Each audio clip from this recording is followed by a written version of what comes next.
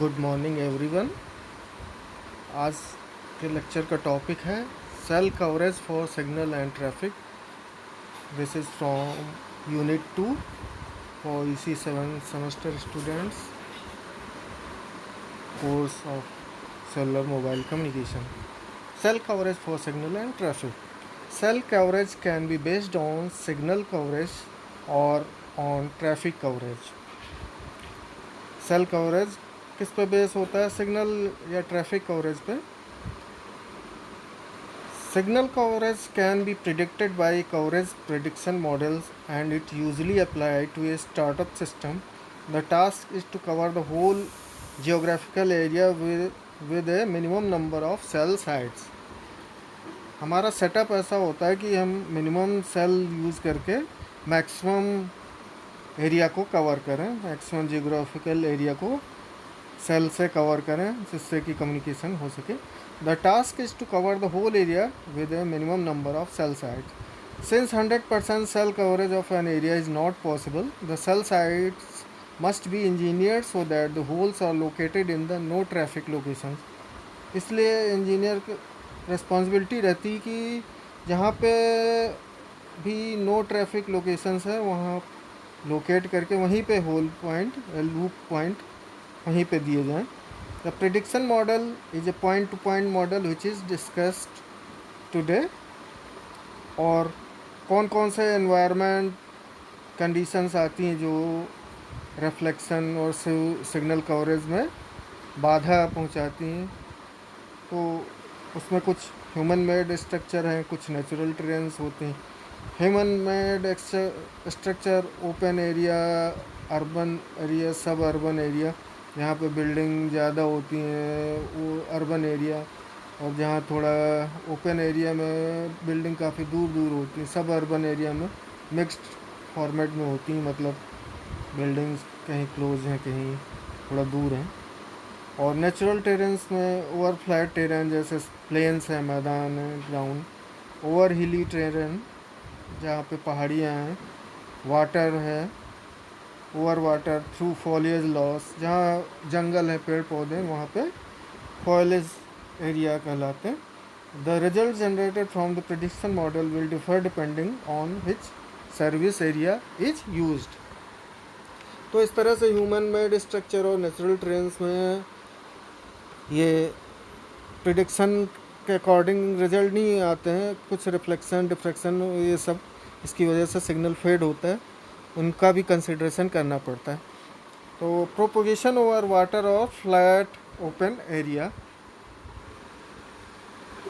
तो propagation over water और flat open area is becoming a big concern because it is very easy to interfere with other cells if we do not make the correct arrangements. अगर हम इसके लिए कोई correction measurement नहीं लेंगे तो ये इंटरफेयर करेगा.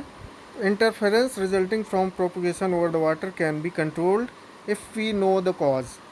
अगर हमें कॉज मालूम है कि पानी की वजह से क्या रिफ्लेक्शन होता है तो हम उसको इंटरफेरेंस को कुछ कम कर सकते हैं, उसको प्रिडिक्ट करके उसको रिमूव कर सकते हैं.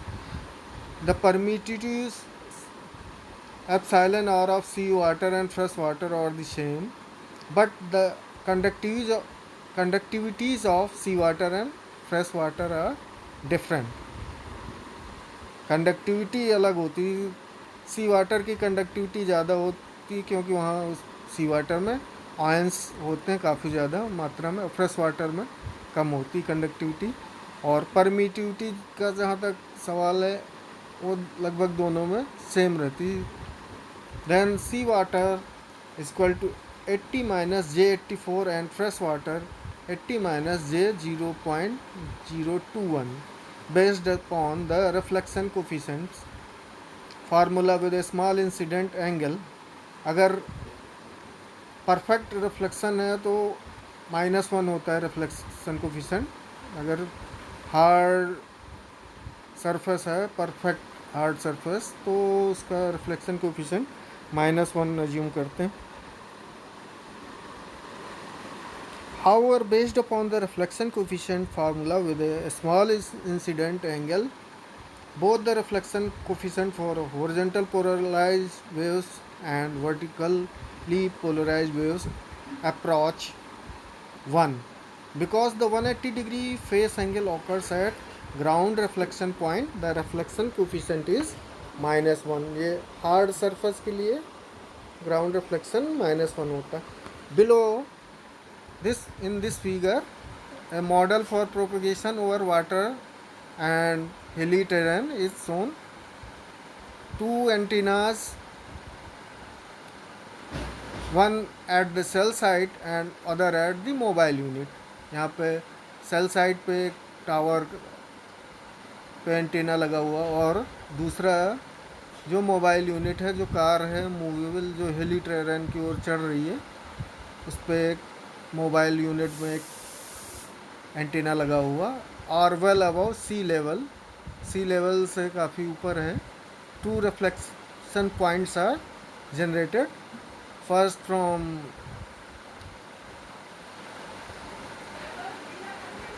Direct wave. First reflected wave ground से, जो हिली टेरेन एरिया, वहाँ से रिफ्लेक्ट होकर सिग्नल पहुँच रहा है मोबाइल यूनिट तक, और एक सी वाटर से रिफ्लेक्ट होके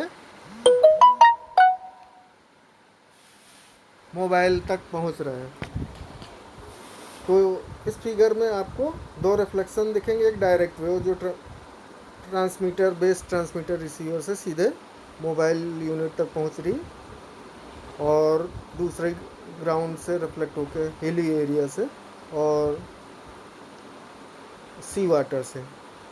the formula to find the field strength under the circumstances of a fixed point to point transmission and a land mobile transmission over a water और flat open land condition. Fixed conditions के लिए क्या formula होता है? The point-to-point transmission between the fixed stations over the water or flat open land can be estimated as follows. The received power PR can be expressed as, एक Friis का formula है, इसमें PR is equal to received power is equal to PT 1/4 pi D by lambda का whole square, और इसको multiply करते हैं P out, P not, और इसको 1 प्लस AV e की power minus J five V exponential of J delta phi का whole square. ये मैग्नीट्यूड का होल स्क्वायर भी पावर होता है. तो PR is equal to PT into P out. तो PT is equal to transmitted power, PR received power, D distance between two stations, जो इसमें 1/4 पाई D अपॉन लैम्डा लिया है, इसमें D है small d, distance between two stations, मतलब जो transmitter है और रिसीवर दोनों के बीच में जो डिस्टेंस है. Lambda is equal to wave length, AV and 5V amplitude and phase of a complex reflection coefficient, जो सिग्नल रिसीव हो रहा है रिफ्लेक्शन होने के बाद उसके कोएफिशिएंट्स हैं AV एंड 5V. फाई जो है delta phi is the phase difference caused by path difference delta D between the direct wave and the reflected wave. Delta phi is equal to beta into delta D. Beta हमें मालूम 2 pi by lambda होता है, path factor into delta D. तो delta phase difference is equal to 2 pi by lambda into delta D. Delta D is path difference. Path difference means D2 minus D1.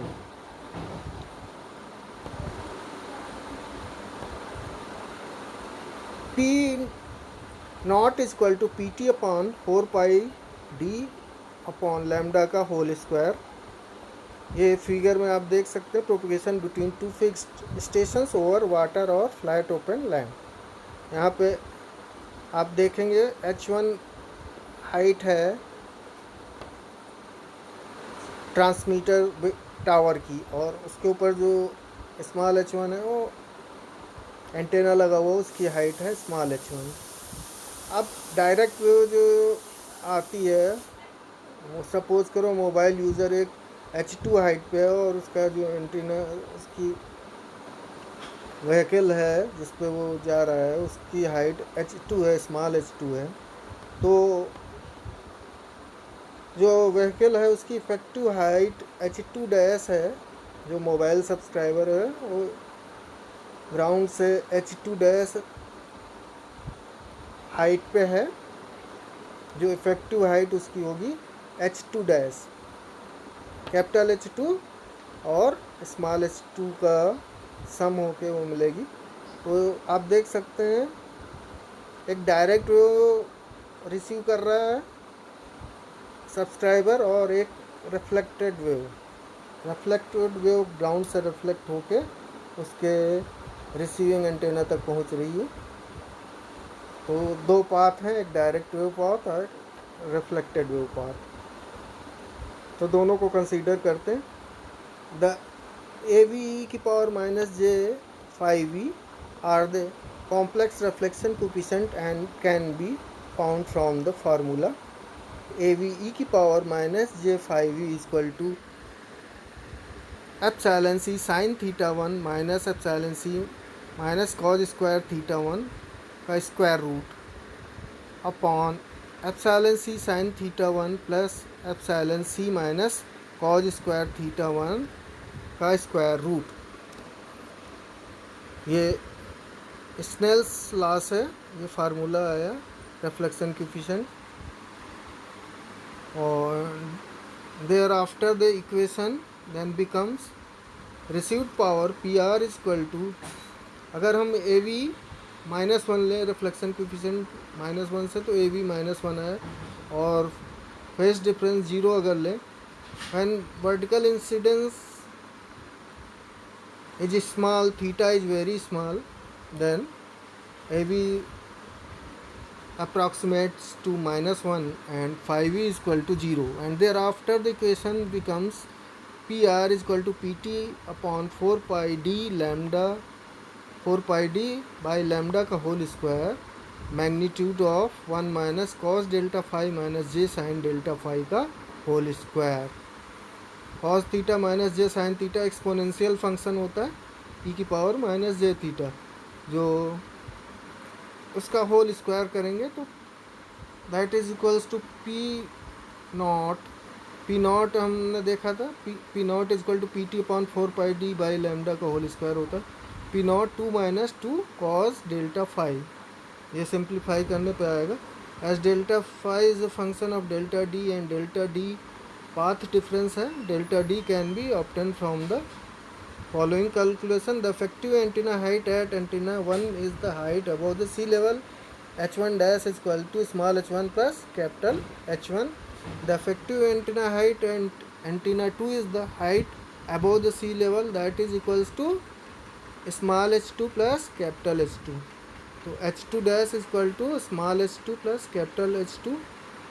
H1 and H2 are actual heights and H1 and H2 are the heights to be considered. In general, both antennas at fixed stations are high, so the reflection point of the wave will be found toward the middle of the radio path. The path difference D can be obtained as delta D is equal to square root of H1 dash plus H2 dash का whole square plus D square minus square root of H1 dash minus H2 dash का whole square plus D square. ये by trigonometry आएगा path difference.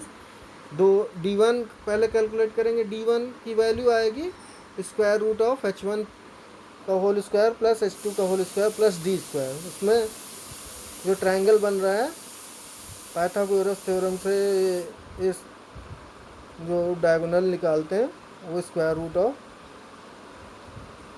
तो उससे निकला है, और इसमें minus square root of H1 dash minus H2 dash whole square plus D square, because D is very very greater than H1 dash and H2 dash then, क्योंकि distance उनके बीच में ट्रांसमीटर और रिसीवर के बीच में काफ़ी ज़्यादा हाइट से हाइट ज़्यादा 60-70 मीटर होगी, लेकिन डिस्टेंस जो होगी 2 किलोमीटर 4 किलोमीटर, अगर डिस्टेंस को काफ़ी ज़्यादा कंसीडर करें हाइट के कंपेरिजन में, तो पाथ डिफरेंस हो जाएगा delta D approximate of D1 plus, इसमें फार्मूला लगाएंगे h1 dash plus h2 dash का whole square upon 2d² minus 1।